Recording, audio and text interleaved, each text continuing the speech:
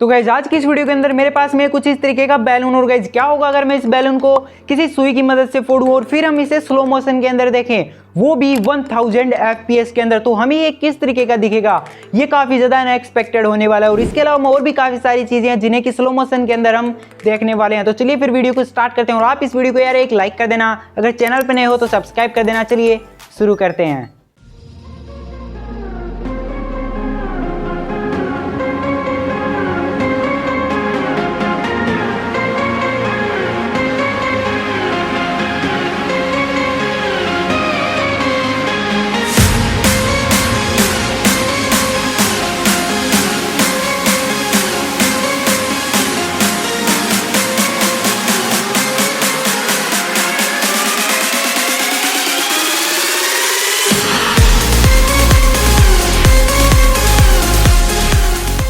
और यार ये तो काफ़ी ज़्यादा अनएक्सपेक्टेड था। तो गाइस इसे एक बार फिर से करते हैं, लेकिन किसी अलग तरीके से, और फिर ट्राई करते हैं इस बोतल को नीचे गिरा के, देखते हैं कि ये कैसी दिखती है स्लो मोशन के अंदर।